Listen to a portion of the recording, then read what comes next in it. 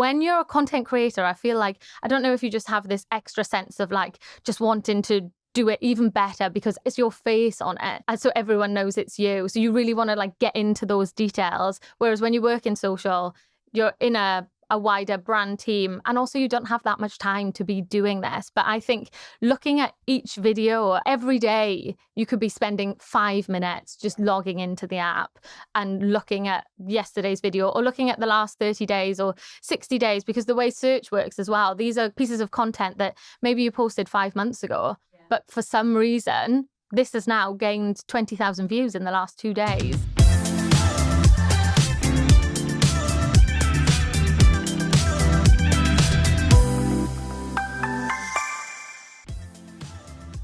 Have you ever wondered why some brands grow exponentially, building legions of passionate fans that live and die by their logos, and some, well, don't?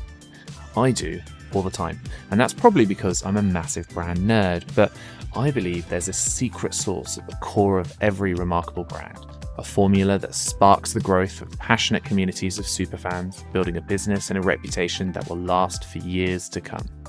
My name is Paul Archer, and I'm a specialist in brand advocacy and word of mouth, having consulted for hundreds of brands on a topic. Hey, it's Verity here, your co-host of the Building Brand Advocacy podcast. In this podcast, we tap into the greatest marketing minds in the world as they share the exact tactics and strategies used to build the world's greatest brands, dropping actionable insights every brand builder can apply. We've got some incredible guests coming up, sharing insights and tips that can truly shift the marketing landscape. If you want to be the first to hear, make sure you hit that follow button. The more people following the show, the bigger and better we can make it. So if you're loving what you hear, don't forget to follow and spread the word. Thanks again for listening. It really means a lot. I hope you enjoy this next episode. It's time to learn and build brand advocacy. Hello and welcome to Building Brand Advocacy. Today I welcome the wonderful Beth Thomas onto the show, who is currently Director of Social Media Operations at Frankly. She's ex-TikTok and ex-Deliveroo. She's recently been named a top 25 marketer to watch, and her LinkedIn audience of thousands prove that her, well, basically, you know what you're talking about, Beth. Welcome to the show. Thank you. Thanks for having me. I'm excited. Yeah, I am so excited to dig into this conversation. And I actually want to start with social search, because we've seen numerous posts, let's say LinkedIn, of everybody talking about 2025 predictions. And you actually wrote a post recently saying, why is no one talking about social search as a top prediction? So I wanted to dig into that because it's actually why we kind of first started talking about you coming on the pod. And it's actually a really important, I don't know whether it's a trend prediction, but I think a really important topic for this year. So first of all, why do you think so many social media marketers are not talking about search as a prediction this year? I think there's a few reasons. I think people, number one, just are sleeping on search. And the first reason I think is probably because most people, when they are pulling data and doing the analytics for their monthly report or however they report, they're using like a third-party tool and it just doesn't pull in the data that talks about that. So unless you are someone who's on LinkedIn and is always trying to be on the forefront of what's going on, going to events, listening to podcasts. And let's be honest, that's probably like the top few percent of people who constantly want to be there, is that you're not seeing it. And I think there's been a huge job that social teams have done, and we've all done as people working in social as a bit of a community to try and do more knowledge sharing. But for the majority of people, I think they probably don't really know many other people who work in social to have these conversations. The other thing I think is they're probably not on the app and using it potentially, because I started talking about search on TikTok almost 3 years ago. And I only saw that because that was a behavior I was using on the platform. So maybe people aren't using the platforms in certain ways. Maybe it is just certain age groups that are doing it. So lots of people aren't. But the data shows that, I think it's 40% of Gen Zs are using TikTok to search. So, and I know there's lots of people working in social who are Gen Z. So is it that these people don't feel comfortable to bring that to their managers, or maybe they're a one-person team and trying to speak to the marketing director is a scary thing and they don't really get it yet to do it. So I think those are probably the main reasons. Yeah, I mean, it's definitely, I mean, I think the traditional way of search, like Google, obviously, all those other platforms, and social media search now, I think the lines are definitely blurring. And you're right, it's definitely, I think it's Gen Z and millennials. In terms of how do you think brands can tactically pivot their strategies then to embrace these platforms? Because obviously TikTok is a huge one when it comes to social search, but there are others. What are some of the overlooked opportunities here as well? I think that whether you are a brand or creator or whoever's listening who wants to do search or not, just the basic rules that apply to search are going to help your content get seen by more people. So let's think, you make a piece of content, whatever you are making that about. If you're not adding text natively, if you're adding a caption that's like maybe your tone of voice is like quite funny and you want to just put a bit of a funny one-liner in there. You've probably read that hashtags, who knows if you should use hashtags, you decided not to, you just put this witty one-liner. You send this post out into the world on social, and how are those social platforms supposed to know what that content is? So again, whether it's search or not, you need to be telling them how to categorize your content. And that is, I found using native text in apps when I've trialed does help do this, but also captions. I mean, who knows about hashtags and how helpful they are or not, but that is something that we do if we're so I also am a content creator, and that's sort of where we do loads of trial and error. It's me and my friend, so we do all the tests over there. And if we still want to do this short, quirky little fun caption, but we still think there's probably not enough to tell TikTok what this is, then we do use hashtags in that way as well. So I think, as well as that, tagging location settings, if you are someone who's making content about top chip shops in London, like tagging London, putting that as we talk about adding a hook on screen, and that would be your text hook that you would add natively. Adding hashtags in there, those are ways to do that. And as well as ranking for search, that will also help the platforms know what your content is and who to show it to, because we know they don't show it to your followers anymore. Captions is such I mean, in terms of overlooked opportunities, that's huge, right? Because I bet so many people just don't even think about captions. Yeah. And when you talk about do you mean like text on screen captions, or are you talking about captions at the bottom? Both. Yeah. No, but definitely both. But I find especially the caption at the bottom, I don't know, how are we differentiating those? The caption at the bottom, so many businesses and creators don't use that to tell the platform what it's about. And I think that's why people think we're shadow banned when we're not shadow banned. We're not. You're just not making content that the algorithm knows who to show it to. So it's showing it to these random people who have no interest in your makeup tutorial or how to make the perfect spaghetti bolognese. Yeah, really. I want that recipe. I think as well, like, obviously, I mean, I suppose a question I want to ask is, do you think that social search is going to become just as important as sort of like SEO and the traditional SEO and digital paid ads? I think so. We have been seeing, I think at least for a year, that TikToks and YouTube videos, YouTube Shorts as well, are being pulled through in the search engine result pages. So we know that this is really important, and that Google is saying, we know this is how people are searching for content. So why brands and people wouldn't take note of, if a powerhouse like Google is saying this is how people are searching, why would we be like, I don't think that's right for us?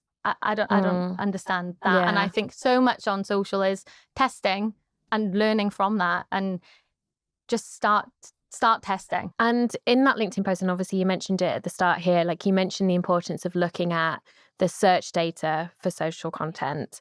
What's the most practical way for brands to analyze and act on that data? So if we're talking about search in particular, then I think currently it's only TikTok, I think, that shows you that. I know Instagram doesn't. I double checked last night. And I actually haven't checked if YouTube does. But on TikTok, so number one, it will show you when you go into your analytics, the overview of, say it's the last 30 days, what percentage of viewers have seen your video through search. And then you can break it down into each individual video as well. It also just shows you the exact search terms that people have used to find, or maybe it's not even like a search term as you would think of it, of like asking a question, but those certain phrases that have ranked for your piece of content. So spending time getting off those third-party platforms and being in the back end where that data is, because it's not even just search. There's so much, like we talk so much about completion rate and watch through times across loads of platforms, and the third parties just don't, most of them don't have any of that data. And we're still reporting like we were reporting when I started working in social in like 2017. We haven't moved on, but the platforms and the way people view and find content has changed so substantially that our reporting needs to change too. Yeah, that's such a great point. And I think this, this is why social search is so important now, because technical enhancements like consumer behavior, even like influencer content, UGC content, all of that plays into sort of this ecosystem of social search. And you're right, I just don't think, I even think about the way I report sometimes and I'm like, oh my gosh, yeah. Like, how much time do you think we need to be, as social media marketers, spending on this kind of data? I think this is probably the part of the business that, and I guess this is a bit of a stereotype, but I think the majority of people who work in social are quite creatively minded.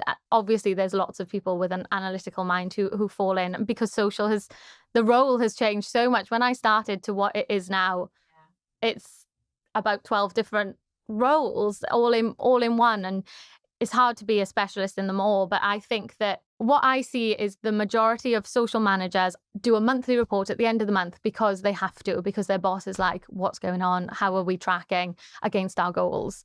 And looking at like that, I think just isn't that helpful. When I was working at a brand, that's exactly what I did as well. When you're a content creator, I feel like, I don't know if you just have this extra sense of like just wanting to do it even better because it's your face on it. And so everyone knows it's you. So you really want to like get into those details. Whereas when you work in social, you're in a wider brand team. And also you don't have that much time to be doing this. But I think looking at each video and every day you could be spending 5 minutes just logging into the app and looking at yesterday's video or looking at the last 30 days or 60 days, because the way search works as well, these are pieces of content that maybe you posted 5 months ago. Yeah. But for some reason, this has now gained 20,000 views in the last 2 days. And I'm like, I don't understand why. Maybe that's because it's a trending moment or something's happened that's related to your piece of content. Maybe it's back to the summer and people are searching for the best places to go on holiday.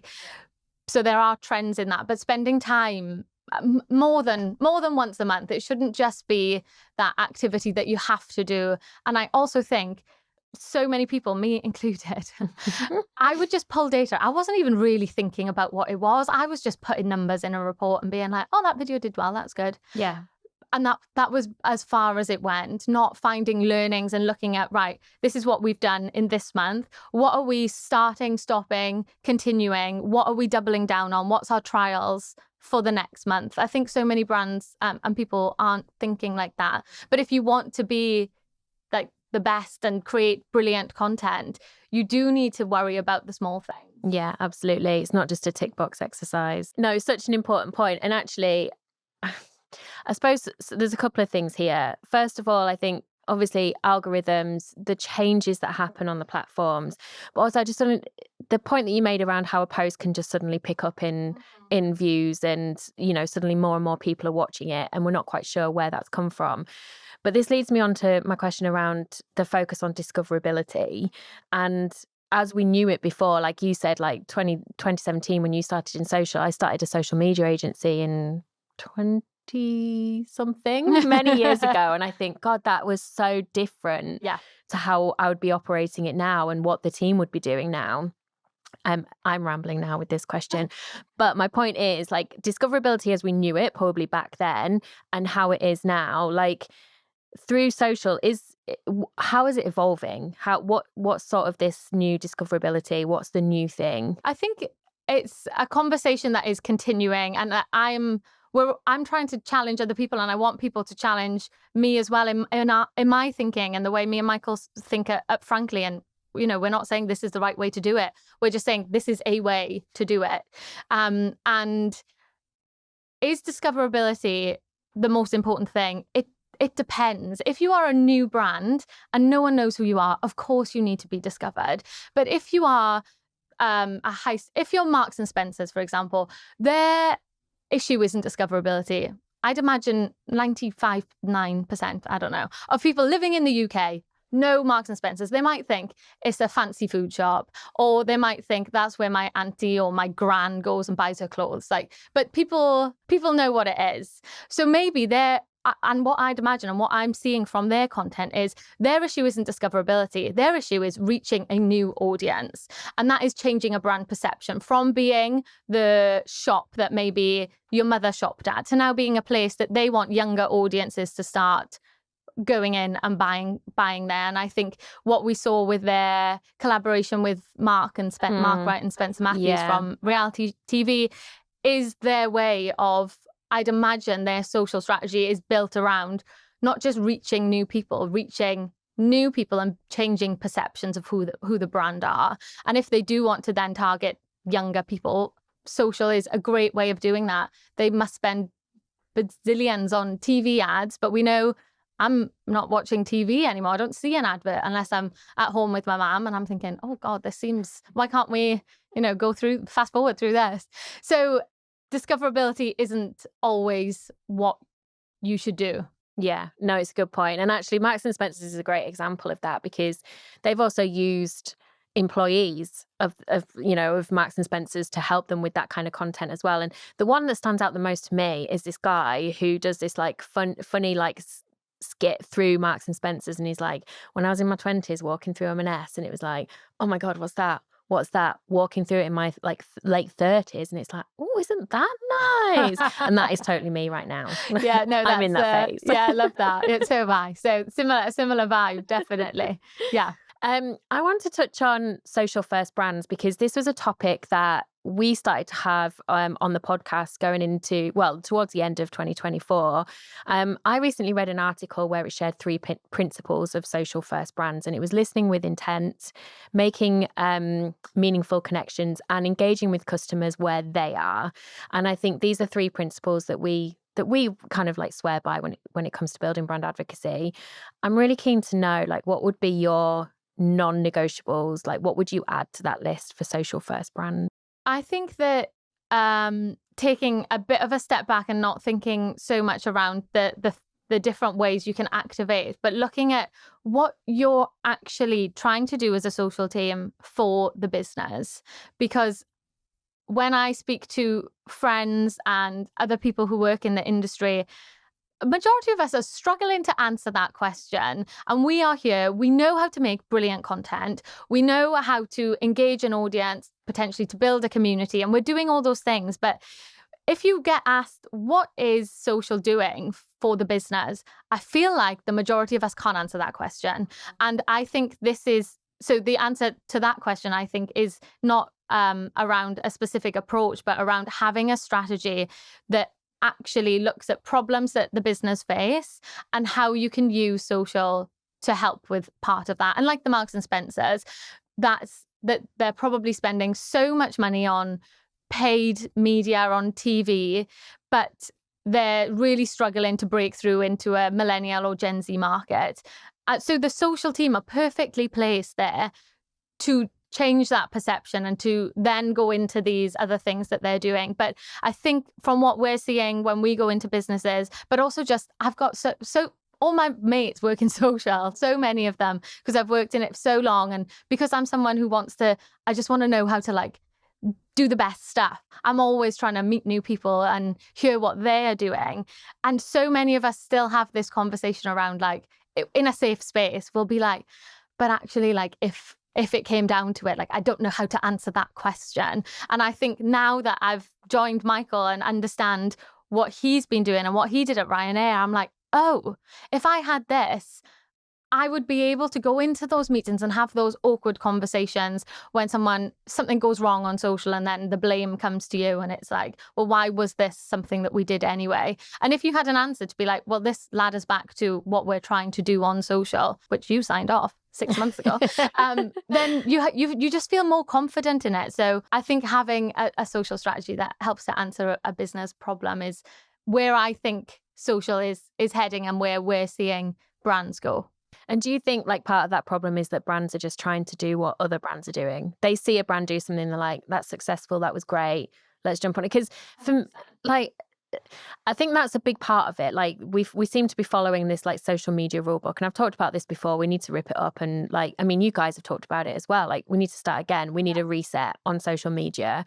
But also, I think trends for me, are they even going to be trends this year? Because, you know, again, I think it was you guys that talked about it. A trend it's not a trend anymore when so many people are like destroying it in a way. I think that brings back the, what was that thing that it used to be like silence brand? I feel like when I started in social, there were these memes, and it kind of went away when brands started joining in conversations and actually adding value and being funny. But I feel like that is coming back again because something happens organically on social. A creator usually is behind something that goes viral. And then every single brand now is following the same rule book, as you said, and like, right, we need to jump on these trends. Okay, great. Maybe you deliver 1 million views, but all you're seeing on your feed is people doing this. And if you ask people, what brands did you see doing that, or who did that well, the majority of people don't remember the brand. They remember the trend. They could tell you about the, very demure, very mindful. Every single brand did something. Not every single, exaggeration. Loads of brands did something there. But I now, even as someone who works in social, who obsesses over this sort of stuff, I couldn't tell you anyone who did anything. So again, going back to like, why are we doing what we're doing? Is this delivering something even for the brand? And I think quite often, no. And it just moves so quickly that by the time, and if you, depending on what team you work in, majority of people are jumping through so many hoops and don't have autonomy over social because I think the strategy piece is missing, that it takes so long for you to get to it. It's already dead. Yeah, no, it's so true. Really interesting point. And also the sign off of like trends as well, like especially in the bigger companies, there's, like you said, there's so many processes to go through. It's just pointless by the end of it, really. I mean, we're even a small team, and sometimes I'm like, it takes us like days and days to kind of get on top of something. So yeah, I think we need to rewrite what trending is for 2025. There. Another hot topic that is extending from 2024, and actually I started to have this conversation on the podcast at the end of 2023, and it was like the rise of like private communities.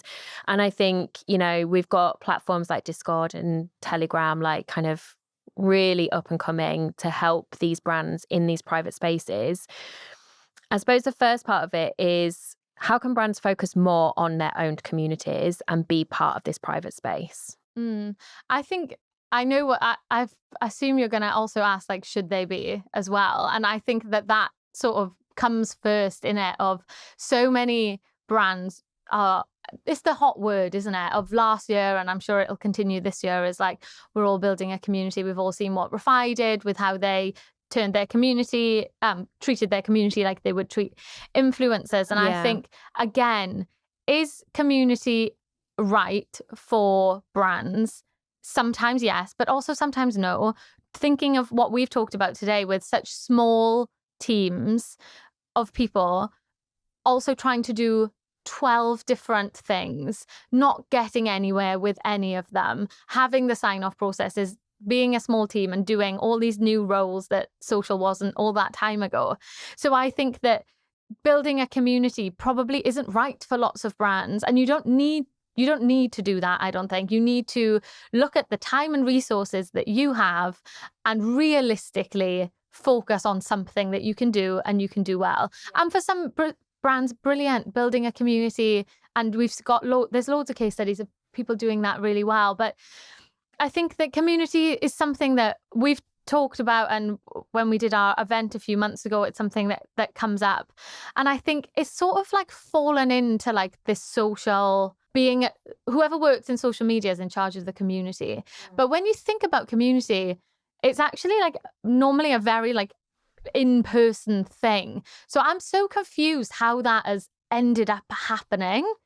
Yeah, because it's like this online community versus what an actual community is, right? Yeah, I feel like there's a lot of blurred lines of what that also means. And I think we were at an event together, and people were talking about building community, and I said, like, I think it's more than just replying to comments, but how else can you do that? And people don't know how to answer that. So to me, that means we're all a bit confused about what community means. Yeah. Because if people from these big brands running social channels can't answer the question, then what hope have we got in these, if we're in these small brands, one person team, no one to speak to, and not these years of experience behind it as well. It's a really good point, actually, because you took it back to like, should first of all, should they be in these private spaces?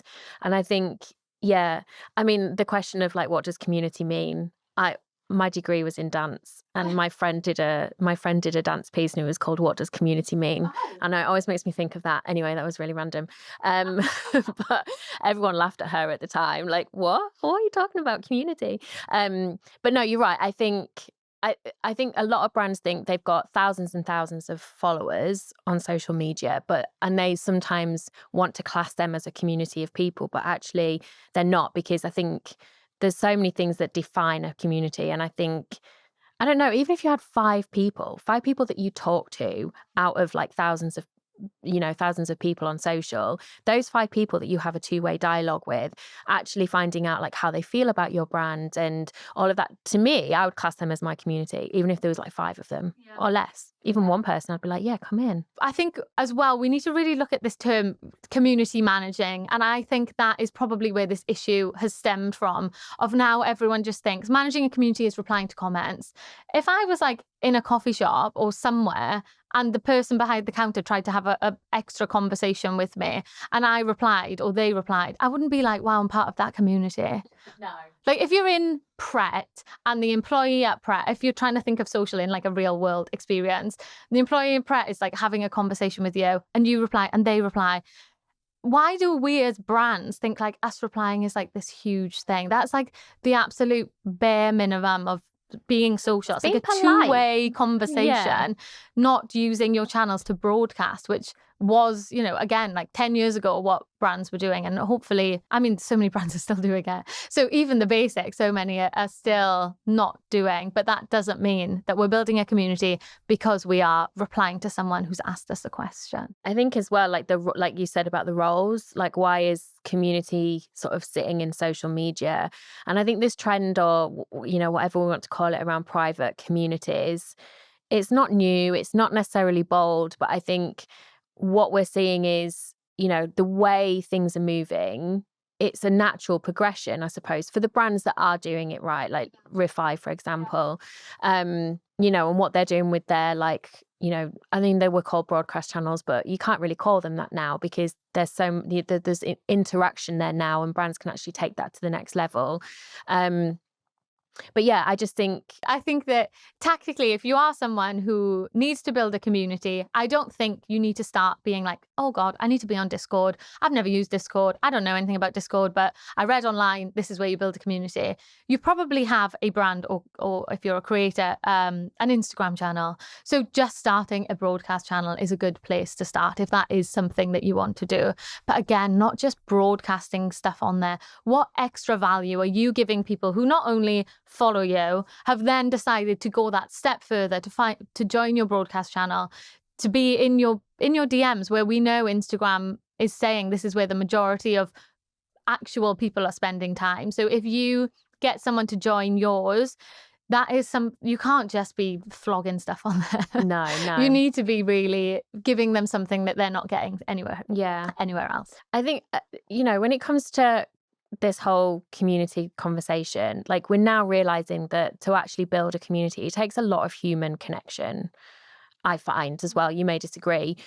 And I suppose my next question is, like, for brands that do want to do it, I know there's an argument that you probably, for some brands they shouldn't, but for those that do and they want to scale these authentic communities and the level of human connection it takes, how do they scale that when it takes so much connection? I think that is probably a question that I don't have the perfect answer to, and I think that this all comes with you need to be resourced to be able to do this. And this isn't something that should solely sit on social, because so many of the community building events that we are seeing brands doing is taking what's started on social and then bringing it to the real world. It's the run clubs, people are doing the paddle days, there's grief clubs, there's all of these things that actually bring people together in real life.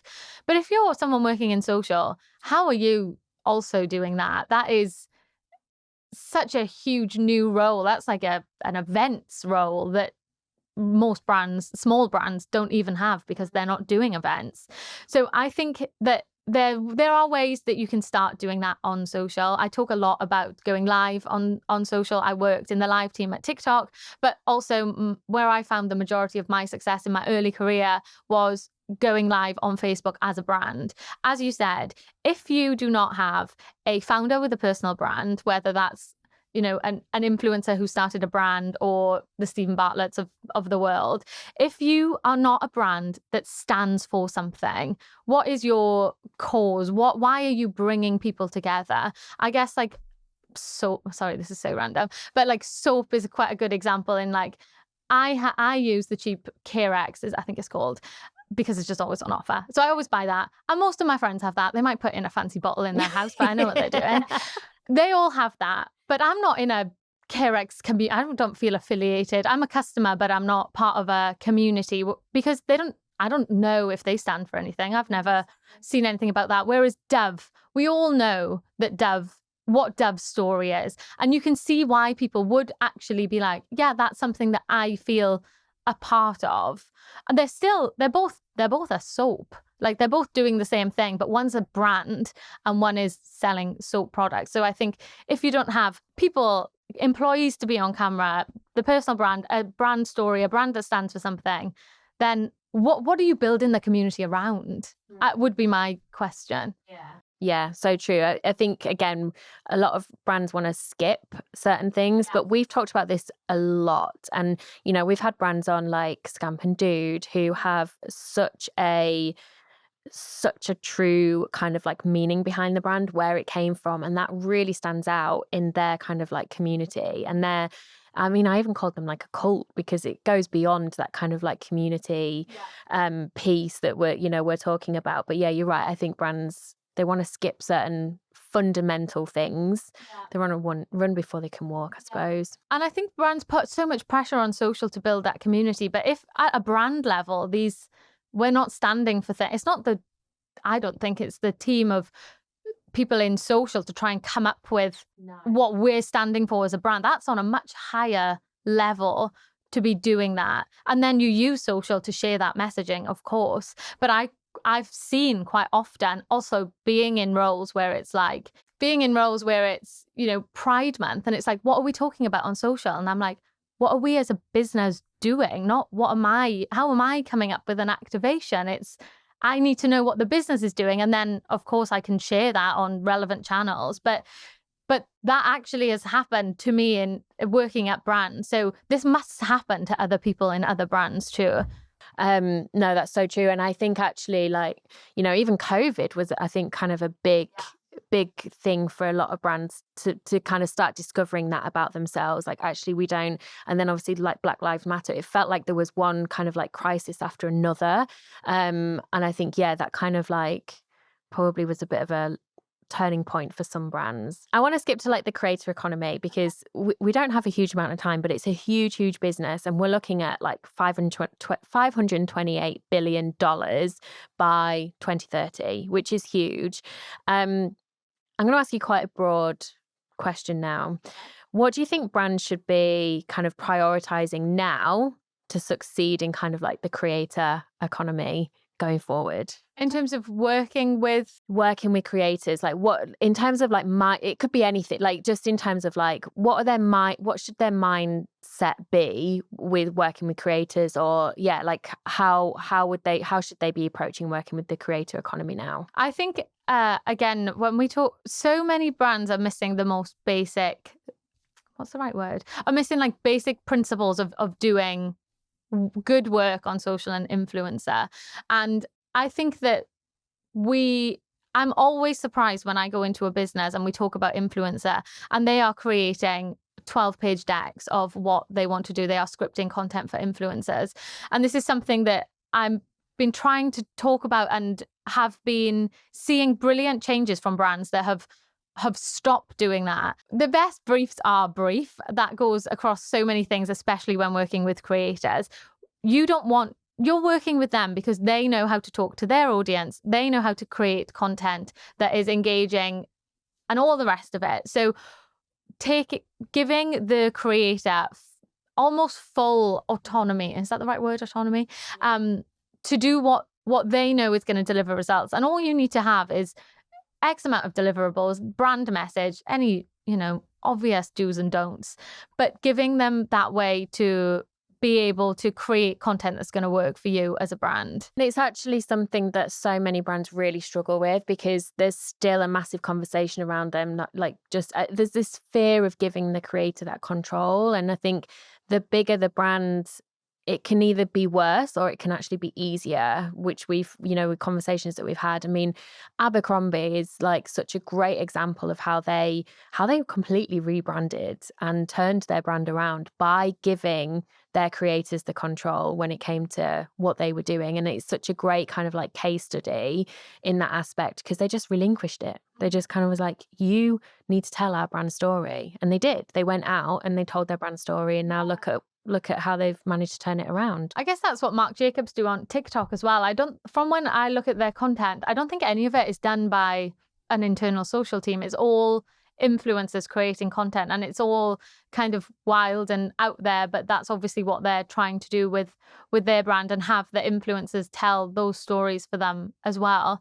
And I think that we're seeing spend increasing with influencers and it moving away from other marketing channels potentially to be moved into social. So I think having creators be part of those discussions when you're coming up with concepts is super important, and having those, and that comes as well when you have long-term partnerships with people. Not only is it better for the brand because it'll be cheaper if you commit to X number of videos. They're normally going to give you a discount, but that also means that they actually understand more about the brand. They understand what success is for you as well.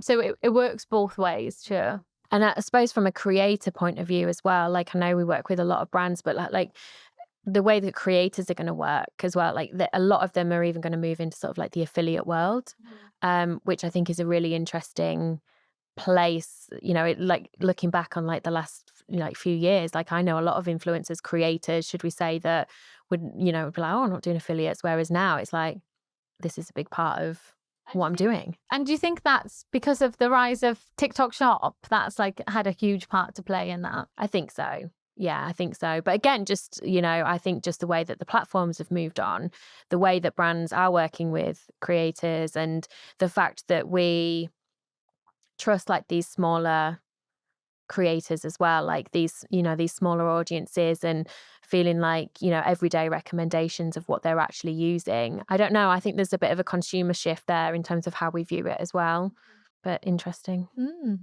Okay, we've got a few minutes left. With the work that you're doing at Frankly at the moment, what are you currently telling brands to focus on? I feel like a broken record, but the strategy. And that's something that most brands think they have.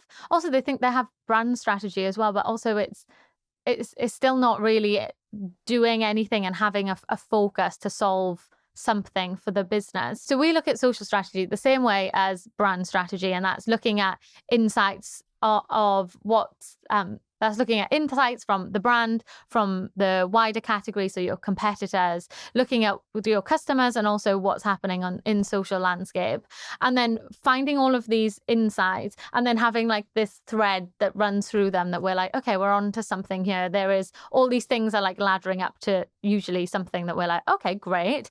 Then we look at problems that the business are having, or not even maybe problems that they're having, but things that they're not doing on other channels, and ways that we can talk to a new audience or change a perception or build a community or whatever the brand wants is like important for us to use social for. And then from there, finding a one-line strategy of like, we will be X on social by doing these 2 things. So it's super simple for everyone to understand. And then we even go as far now. We didn't used to when we started doing this with some of our first clients, but everything sort of evolved. And now we just have like this one-liner of like, if the CEO or your parents ask you, like, this is how you explain it. And I think that to me makes it so much more clear. And then it's so easy for the social teams to push back on all of the other teams who think they know what social should be doing and want to give you advice and want to tell you, my next door neighbor's cousin actually went viral on TikTok and they think we should do this, or this person's an influencer and we should definitely work with them because they've got 10 million followers. And then you have this, well, it doesn't ladder back to what we are prioritizing. So I think it helps. Not only it helps the business, it will help an actual business goal. It will help you have those awkward conversations to the questions that you currently don't know how to answer. And don't worry, like, we're all feeling that too. Like, everyone's been there and most of us still are there. So please, like, don't panic if you're listening to this thinking, I don't know what a social strategy is. I don't have one. I'm just posting good videos that are getting loads of views. That's what I was doing as well. Don't panic. But like, this is a time and I think this is such a pivotal moment because we are seeing brands investing in social and teams and influencer teams, and people are deciding how this is all going to work and fit together. And in the next few years, the questions are going to be, but what is social doing?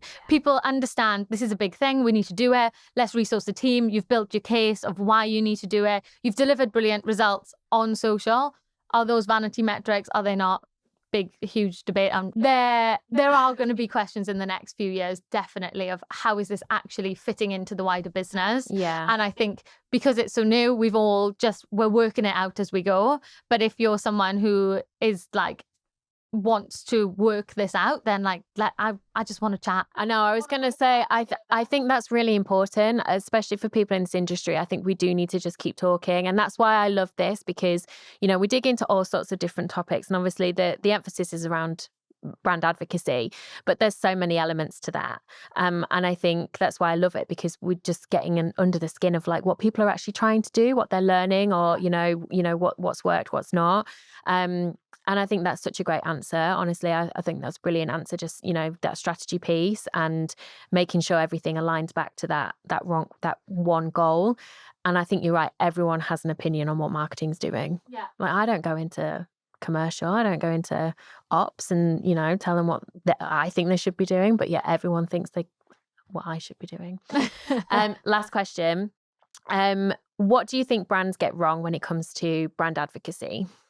Oh, I would say probably, trying to make this short, is I think we touched on it a little bit earlier, of brands just copying other brands and thinking this has worked for them. I'm just going to copy and paste this approach. And that doesn't work for so many different reasons. Maybe it will work for some brands to just copy it. But the same with everything on social, just taking what another brand does, Duolingo, and being like, we need a mascot. Do we need a mascot? Like, I feel like it's the same conversation. Are you saying you need a mascot? No. No. But it just really made me laugh because I can imagine so many people just go, we need a mascot. Yeah. Also, when brands, there's no character at all in any part of the brand, but they're like, on social, we need a mascot. What? No. There's other things that we can do, please. So not just doing this brand or this creator is doing well. Of course, looking at why it's done well, and then how can we replicate that for our business and what we're trying to do too. Excellent. Thank you so much. Beth, if anyone wants to get in touch with you, where will they find you? LinkedIn, Beth Thomas. Awesome. Thank you so much. Yeah. Find me on LinkedIn. Yeah. Thank you. Thank you. That was another episode of Building Brand Advocacy, the world's top brand building podcast. To find out more about building brand advocacy and how this podcast is part of a bigger plan for our brand building cookbook, then make sure to search for Building Brand Advocacy in Apple Podcasts, Spotify, Google Podcasts, or anywhere else that podcasts are found, and make sure that you click subscribe so you don't miss any future episodes. Thanks to Duel for sponsoring. To find out more, go to www.duel.tech, that's duel.tech. And on behalf of the team here at Building Brand Advocacy, thanks for listening.